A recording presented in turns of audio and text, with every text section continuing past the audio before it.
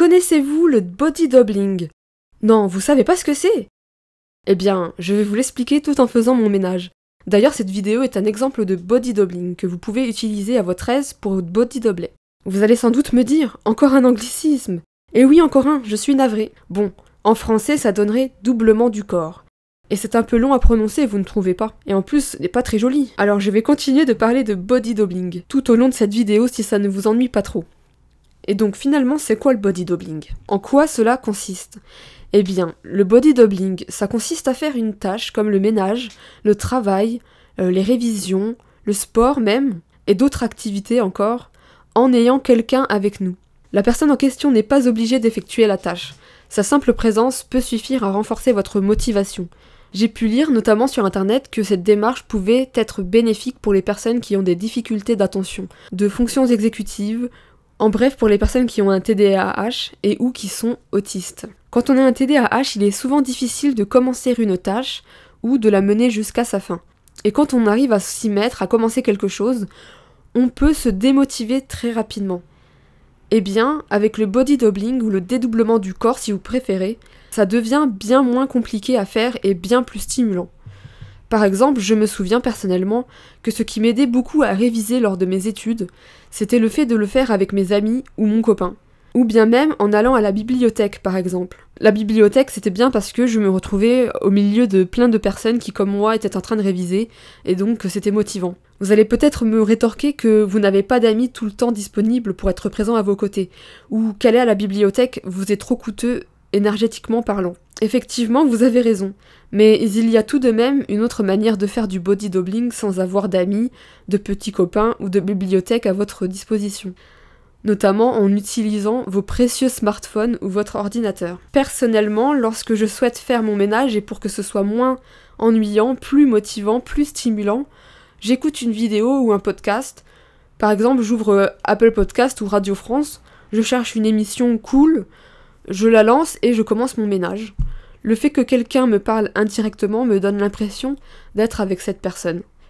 L'écoute de la voix de cette personne en arrière-plan me fait par ailleurs oublier le côté ennuyeux de cette tâche et m'aide à la mener plus facilement jusqu'à son terme. Évidemment, il existe aussi d'autres outils pour vous accompagner, comme les vidéos Study with me, ou Étudie avec moi en français sur YouTube. En gros, ce sont des gens qui se filment pendant des heures en train de travailler en temps réel, tout en incluant des temps de pause. Ces vidéos sont très utiles pour les personnes qui ont tendance à ne pas prendre de pause quand elles travaillent, ce qui est mon cas parfois.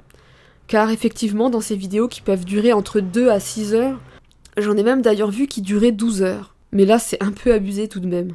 Eh bien, il y a des temps de pause qui sont intégrés à ces vidéos. Et donc voilà, je recommande vivement l'usage de ces vidéos-là pour avoir un accompagnement, enfin le body doubling, donc le fait de voir quelqu'un en train de travailler, parce qu'on voit vraiment la personne en train de travailler, c'est vraiment chouette.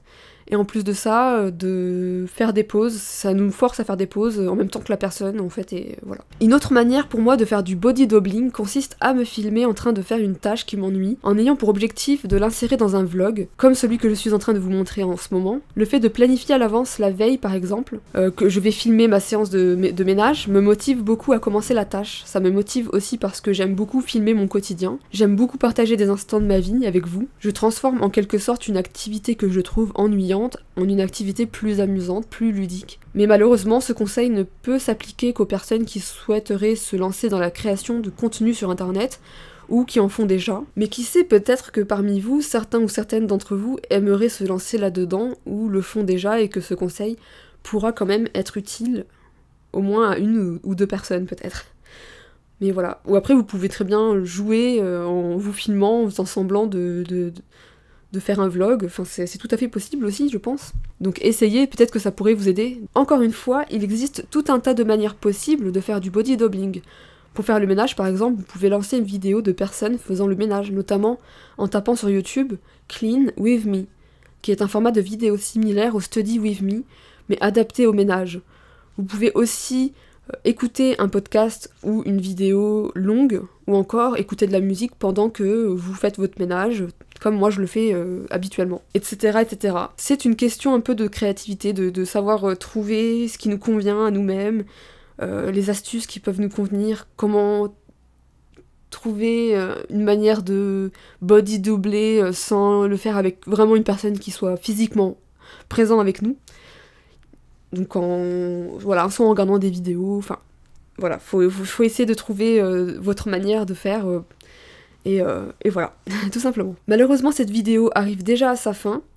Elle était courte, je sais, mais concise. J'ai essayé d'aller à l'essentiel pour ne pas vous submerger d'informations et pour que ce soit le plus clair possible. Ça me tenait vraiment à cœur de vous partager cette astuce, que vous connaissiez peut-être déjà ou non. Dites-moi en commentaire si vous la connaissiez ou non. Dites-moi aussi si vous trouvez que c'est une bonne stratégie, si ça vous a vraiment aidé. Je suis vraiment curieuse de savoir ce que vous en avez pensé. N'hésitez pas à me dire aussi si vous avez d'autres manières de vous motiver que vous trouvez efficaces, qui pourraient être utiles à d'autres personnes, et entre parenthèses à moi-même. Si vous n'êtes pas encore abonné à ma chaîne et que vous avez aimé cette vidéo, je vous invite à le faire. N'oubliez pas également d'activer les notifications pour être tenu au courant lorsque je publie une nouvelle vidéo. Laissez-moi un petit pouce en l'air si cette vidéo vous a plu. Et sur ces quelques mots, je vous dis à mercredi prochain pour une toute nouvelle vidéo. Salut!